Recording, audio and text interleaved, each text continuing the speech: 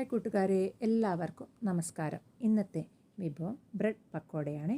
അതിനായി 2 ഉരുളക്കിഴങ്ങ് പുഴുങ്ങി പൊടിച്ച് മാറ്റി വയ്ക്കണം. അതോടൊപ്പം തന്നെ ഒരു സവാള, ഒരു തക്കാളി, അല്പം ഇഞ്ചി, വെളുത്തുള്ളി, പച്ചമുളക്.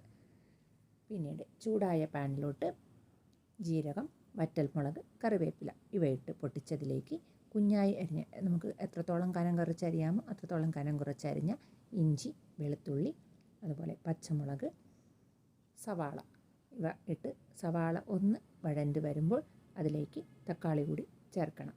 പിന്നീട് അതിലേക്ക് ആവശ്യത്തിന് ഉപ്പ്, മസാലകളായ മല്ലിപ്പൊടി, മുളക് പൊടി, ഗരം മസാല ഇവ ചേർക്കണം.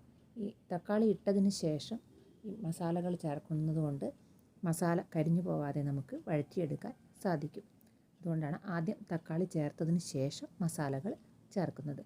ഈ മസാലകളൊക്കെ ഒന്ന് നന്നായി വഴണ്ട് തക്കാളിയിലും സവാളയിലൊക്കെ പിടിച്ചു വരുമ്പോഴേക്കും നമുക്ക് പൊടിച്ചു വെച്ചിരിക്കുന്ന ഉരുളക്കിഴങ്ങ് കൂടി ചേർത്ത് മസാല തയ്യാറാക്കി വയ്ക്കുക. പിന്നീട് ഈ ബ്രെഡ് മുക്കി പൊരിക്കാനുള്ള മാവ് തയ്യാറാക്കണം.